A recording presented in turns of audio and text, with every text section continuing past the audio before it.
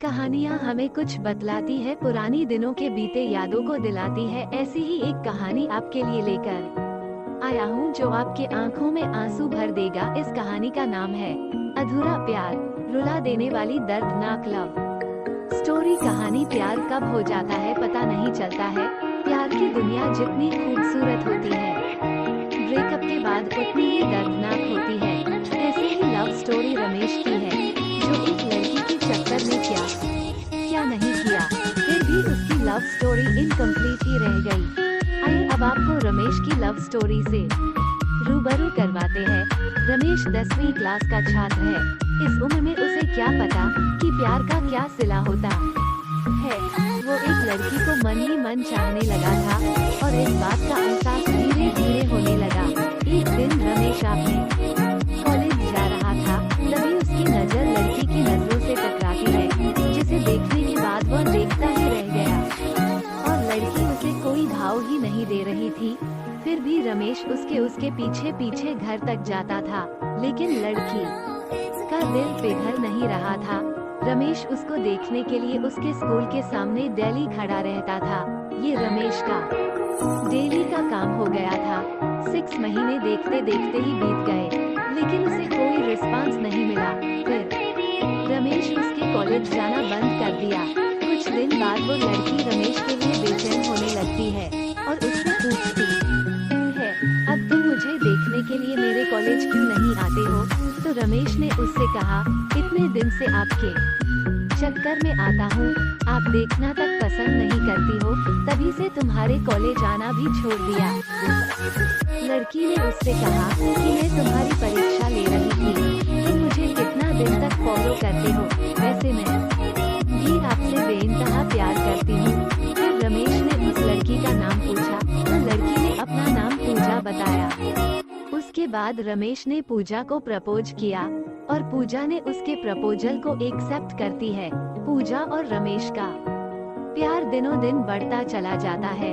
पूजा और रमेश इतना ज्यादा क्लोज हो जाते हैं, साथ में घूमना और पार्क में जाना, डिनर करना, शॉपिंग करना आदत बन गई। रमेश और पूजा का प्यार इतना गहरा होता चला गया, एक दूसरे से बिना मिले रह नहीं पाते थे।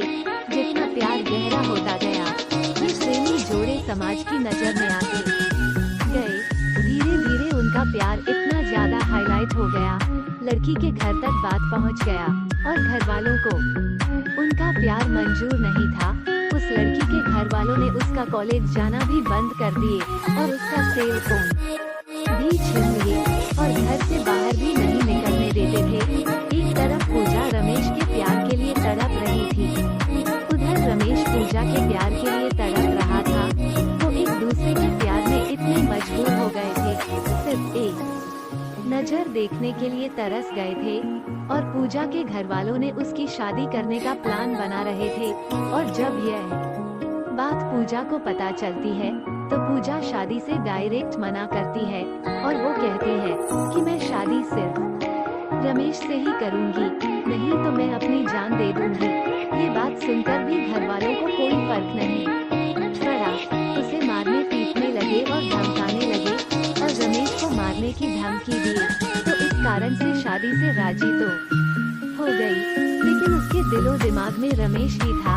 उसके बाद पूजा ने अभय को एक लेटर लिखा, जिसमें लिखा था, मेरे प्रिय रमेश, मैं आपको छोड़ना तो नहीं चाहती, पर क्या करूं, छोड़ना पड़ रहा है।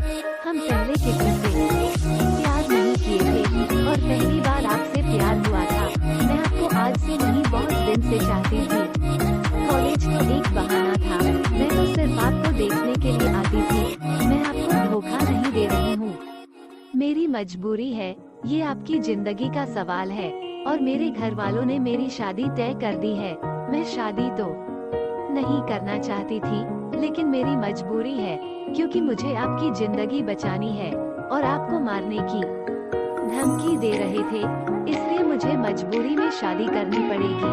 प्लीज आप मुझे माफ कर दीजिएगा, आपकी मजबूर सोनिया। उसके बाद रमेश भी सोनिया के लिए एक लेटर लिखता है, मेरी प्रिय पूजा, मैं तुम्हें कल भी बेइंतहा मोहब्बत करता था, आज भी तुम्हें बेइंतहा मोहब्बत करता हूँ। मैं तुम्हारे प्यार के लिए कुछ भी कर जाऊंगा। अगर आप नहीं तो ये जिंदगी किस काम की होगी। हम दोनों ने एक साथ जीने मरने की कस्में खाई थी। तुम ऐसे ही मेरा साथ छोड़कर चली जाओगी। तुमने एक बार भी नहीं सोचा कि तुम्हारे सिवा मेरी जिंदगी में कोई भी नहीं है। पूजा, मैं तुम्हें कभी भी नहीं भूल पाऊंगा। जब तक मेरी सांसें चलेंगी तो तुम्हारे नाम से ही चलेंगी। वो जिंदगी मुझे नहीं चाहिए जिस जिंदगी में तुम ना हो। पूजा, जब से हम तुम बिछड़े हैं तब से मैं तुमसे मिलने की बहुत बार कोशिश की, लेकिन तुम्हारे घर वालों ने मुझे मिलने नहीं दिया। पूजा, मुझे लगता है कि मेरी जिंदगी में खुशी लिखी ही नहीं है। मेरी जिंदगी में तो सिर्फ आंसू ही आंसू लिखी हैं। अगर तुम मुझे नहीं मिली तो मुझे ये जिंदगी ही नहीं चाहिए। और तुम्हारी खुशी जिसमें हो उसमें मेरी भी खुशी है। यह मेरा आखिरी लेटर है। और पूजा उसका लेटर रो रो कर पढ़ रही थी। और उसी दिन उसकी शादी भी थी। पूजा को रमेश से जुदाई बर्दाश्त नहीं हुई, इसलिए पूजा ने शादी से पहले ही जहर खा लेती है, जिसके कारण उसकी मौत हो जाती है। और यह सूचना रमेश तक पहुंचती है। रमेश उसकी मौत का सदमा बर्दाश्त नहीं कर पाता है, जिसके कारण वह भी अपनी जान दे देता है। सच्चे प्यार का अधूरा अंत हो जाता है। ऐसे में प्यार करते हो तो जान देने से बेहतर है निभाना सीखो।